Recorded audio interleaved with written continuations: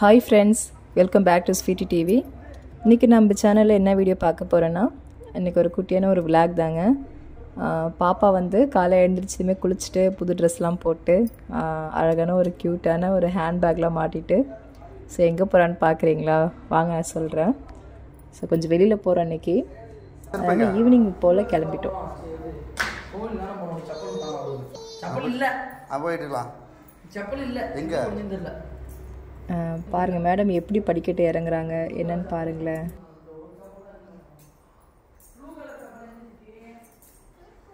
எங்கடா போறதுங்க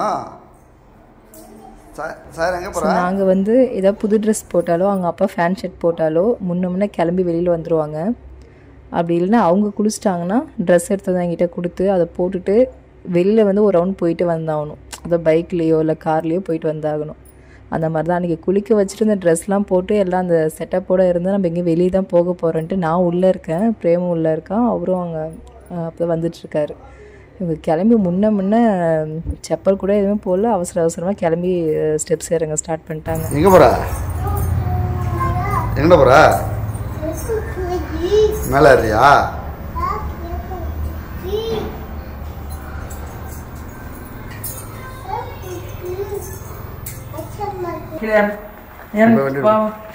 பார்த்து எழுதுறப்போ பத்திரம் பொறுமையா இருங்க. பொறுமையா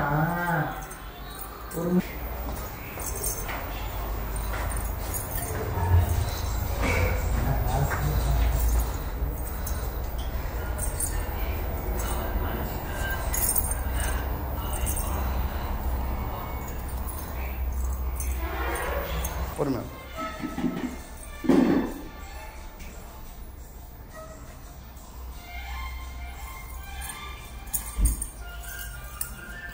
பொறுமையாவா ஏஞ்சி ஒன்றும் இல்லை. அவ்வளோதான். வெயில் சுடும் வெயில்.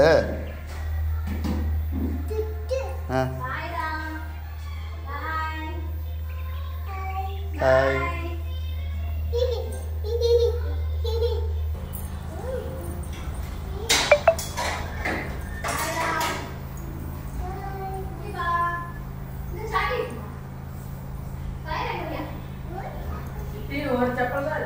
அங்கே ஒரு சாக்லேட் வாங்கிட்டு போ.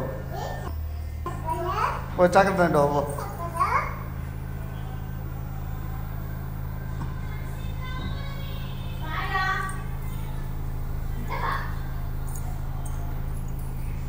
சுடுதா அங்கே வரும்.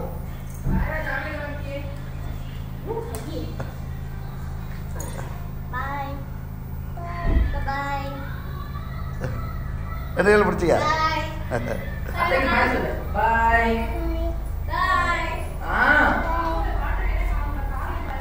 அங்கே யார் ரூம்ல இருந்ததா?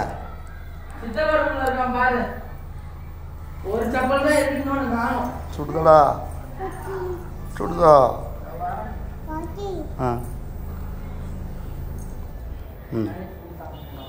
ஏடா இல்லை அங்கே எப்படி இருக்கு?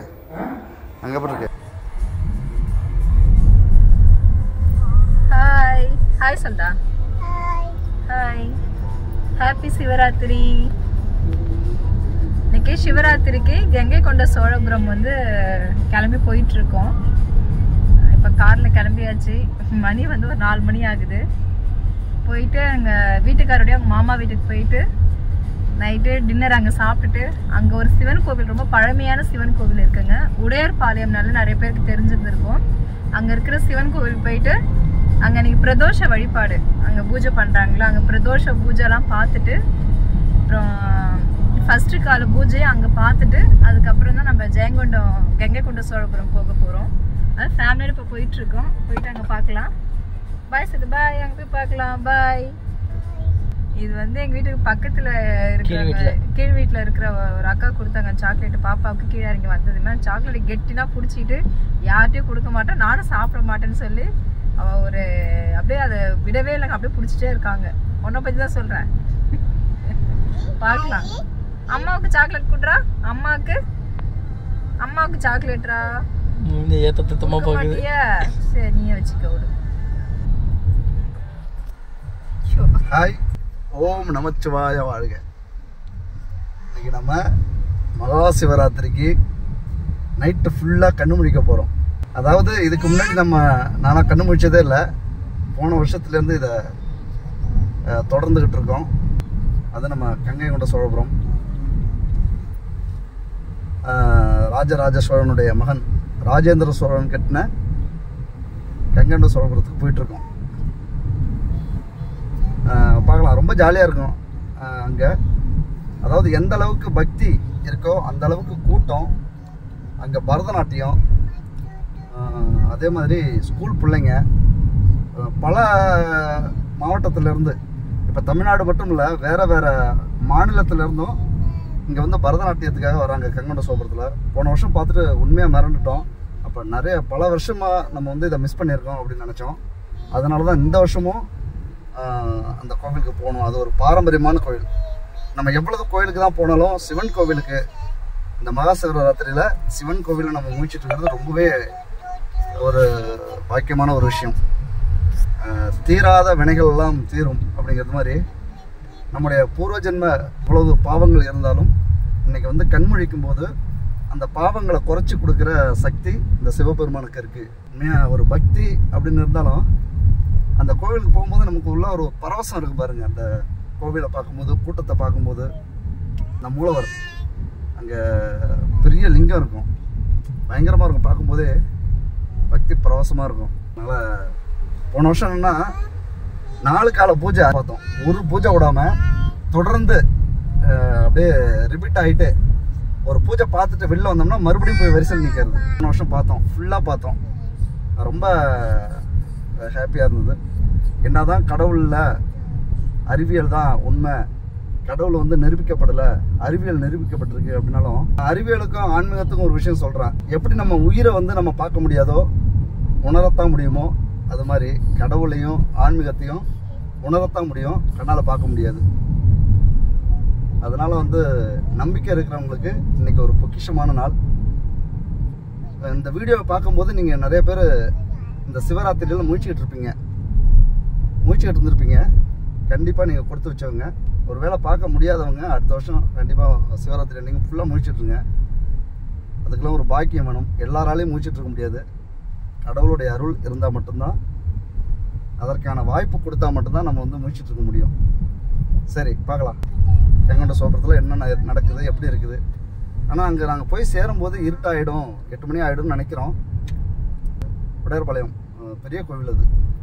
அதுவும் சோழர்கள் காலத்து கோவில். ஜமீன்தார்கள் மிக பிரபலம்.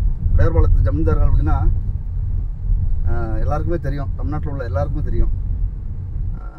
அவர்கள் கட்டின கோவிலுக்கு நம்ம இந்த பிரதோஷம் கால பூஜை அங்கே பார்க்குறோம்.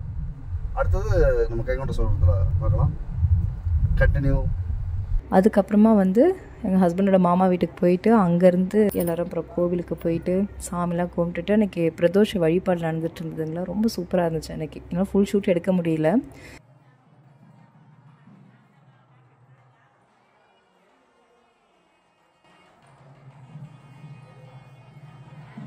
ஸோ இதுதான் கருவறையில் இருக்கிற சிவபெருமான்.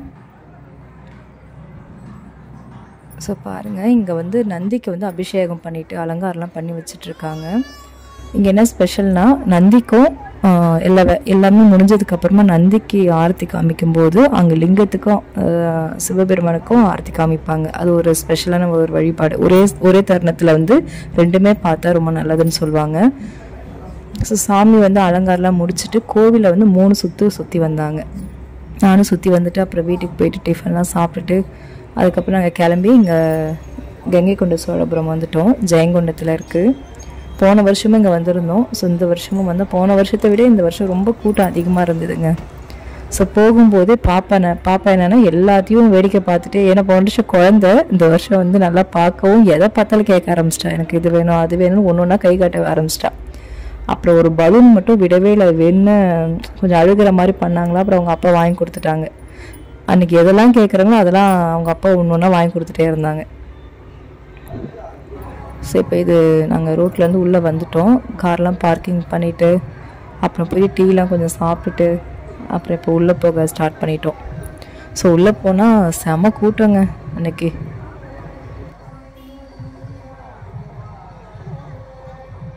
ஸோ எங்கள் அத்தை வந்திருந்தாங்க. யார் யார் போயிருந்தாங்கன்னா நான், என் ஹஸ்பண்டு, பிரேமு, பாப்பா, அப்புறம் எங்கள் மாமியார், அப்புறம் ஹஸ்பண்டோட மாமா, அவங்க ஒய்ஃபு, அப்புறம் வசி, அப்புறம் சஞ்சய், அவங்க பசங்க தான்.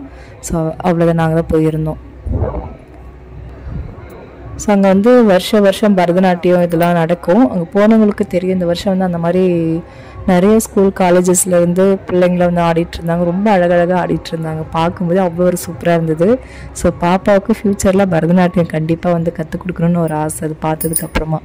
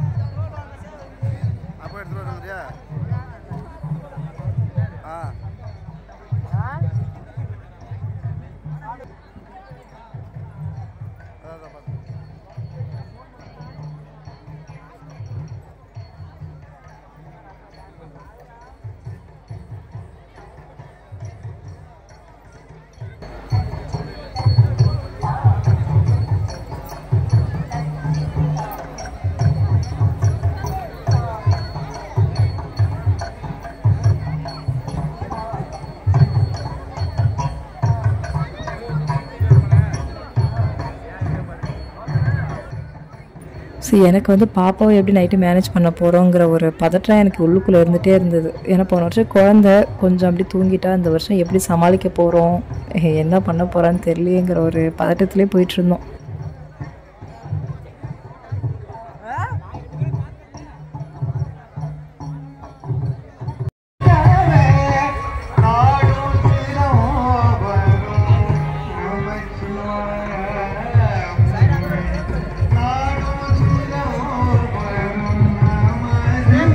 சாய்ரா, ஏய் சாய்ரா, ஹாய்.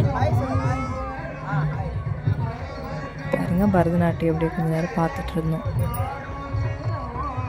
பாலகிருஷ்ணன் போற்றும் பழுமது சடையரார், பாலகிருஷ்ணன் போற்றும் பழுமது சடையரார், தாளமோடு.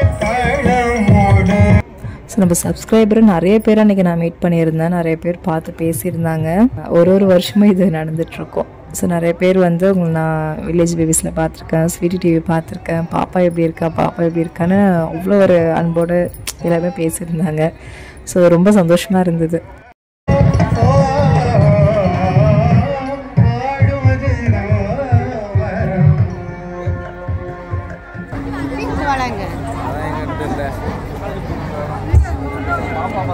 சஞ்சய், சஞ்சய் இங்க பாரு.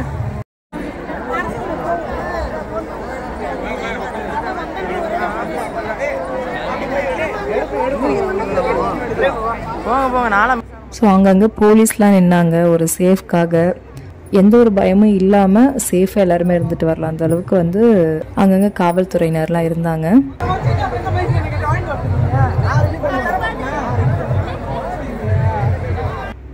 நம்ம ஏரியாவில் எப்படி தஞ்சை பெரிய கோவில் மாதிரி இங்கே ஜெயங்கொண்டம், கங்கை சோழபுரமும் பார்த்திங்கன்னா ஒரு அருமையான கோவிலுங்க. இதெல்லாம் தமிழர்களுடைய அழியாத ஒரு பொக்கிஷம் தான் நம்ம சொல்லணும். அந்த கோவில்லாம் பார்க்கும்போது அவ்வளோ ஒரு ஆச்சரியமாக இருக்குது, வியப்பாக இருக்குது. எப்படி அந்த காலத்தில் இப்படிலாம் ஒரு கோவிலை கட்டியிருப்பாங்க அப்படின்ட்டு. ஏன்னா இந்த காலத்தில் நம்ம ஒரு வீடு கட்டுறதுக்கே அவ்வளோ ஒரு சிரமமாக இருக்குது. இந்த காலகட்டத்தில் கோவில் கட்டினா கூட அந்த அளவுக்கு இருக்காதுங்க. அப்படி எல்லாமே ஒரே கல்லில் வந்து எல்லாமே செதுக்கி அவ்வளோ ஒரு அழகாக பண்ணியிருக்காங்க.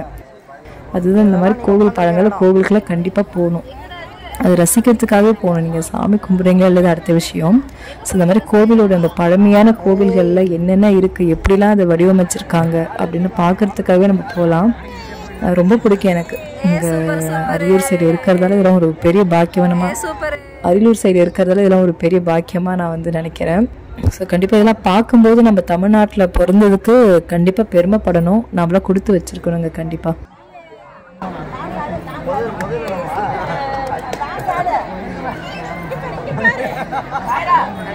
டான்ஸ் ஆடுதான்.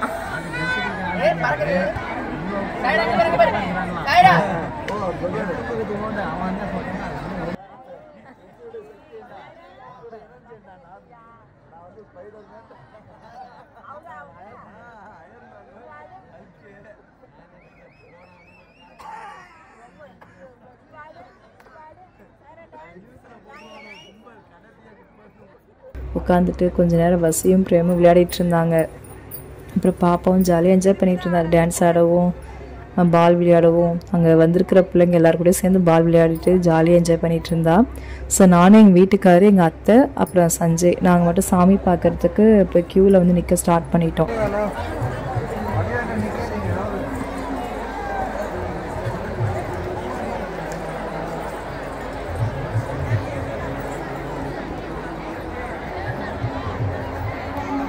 ஸோ இந்த டைம் என்னென்னா 2 கால பூஜை பார்க்கல, 3வது பூஜைக்கு தான் நாங்கள் போனோம். உள்ளே போன உடனே விநாயகரை வழிபட்டுட்டு அதுக்கப்புறம் இங்கே நந்தி இருக்குது, ரொம்ப பெரிய நந்தி. இங்கே பிரதோஷங்கிறதால நந்திக்கும் அபிஷேகம்லாம் பண்ணி எல்லாம் அலங்கரித்து வச்சுருந்தாங்க. அங்கேயே சாமி கும்பிட்டுட்டு அதுக்கப்புறம் போய் நிற்க ஆரம்பித்தோம். உள்ளே கிட்டத்தட்ட ஒரு 1 மணி நேரத்துக்கு மேலே ஆயிடுச்சு. ஏன்னா கூட்டம் ரொம்ப அதிகமாக இருக்கவும் அப்படி இருந்தோம். ஆனால் பாப்பா உள்ளே நான் தூக்கிட்டு போகல, பிரேம்கிட்ட கொடுத்துட்டு போயிட்டேன்.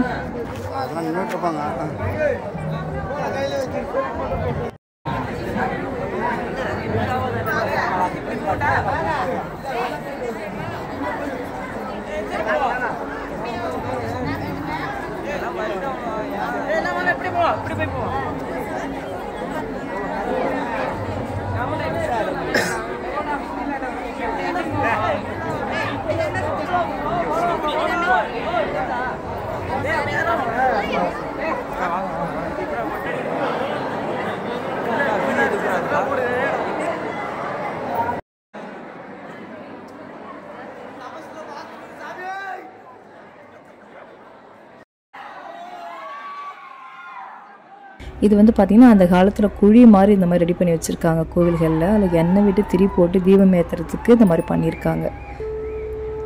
இந்த தம்பி பேர் வந்து பாலான்னு நினைக்கிறேன், கேட்ட மறந்துட்டேன். பாலா கடலூர்லேருந்து வந்திருந்தான் அந்த பையன். ஸோ 5 வருஷமாக அங்கே வந்துட்டுருக்கானா. அந்த மாதிரி சங்கு எடுத்துகிட்டு வந்துட்டு ஊதுவானா. நான் கூட கோவிலில் தான் அரேஞ்ச் பண்ணி வச்சுருக்காங்கன்னு நினச்சேன்.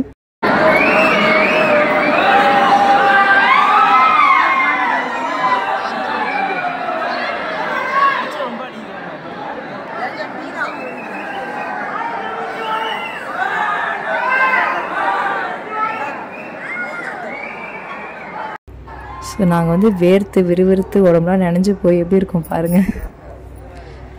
ஸோ அவ்வளோதான். இப்போ சாமி கிட்ட வந்துட்டோம்.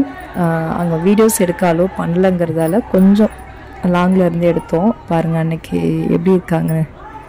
ஸோ சாமிலாம் கும்பிட்டுட்டு சூப்பராக இருந்தது அன்னைக்கு. ரிலாக்ஸாக அப்புறம் வெளியில் வந்து ஒரு 10 நிமிஷம் உட்காந்துருந்தோம். அதுக்குள்ளே அங்கே ஒரு பெரிய கலவரமாயிடுச்சு. என்னென்னா பசங்க நல்லா தான் பாலாக விளையாடிட்டு இருந்தாங்க. ஆனால் அப்புறம் என்னாச்சுன்னு தெரியல, ஒருத்தவங்க மாற்றி அடிச்சுக்கிட்டு அது ஒரு 1/4 மணி நேரத்துக்கிட்ட ஒரு பெரிய கலவரம் மாதிரி ஆயிடுச்சு.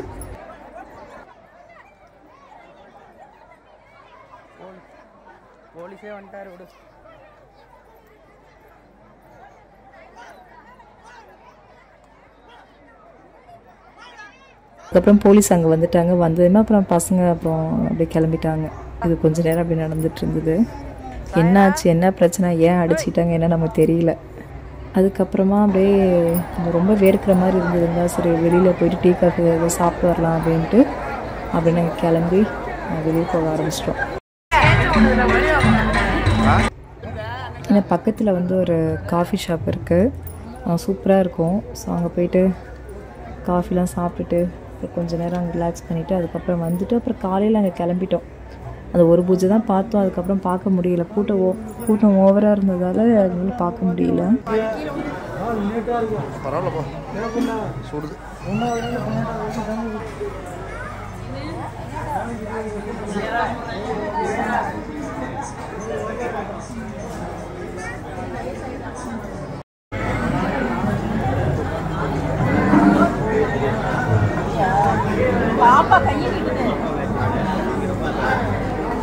சூடு எப்படி இருக்காமா?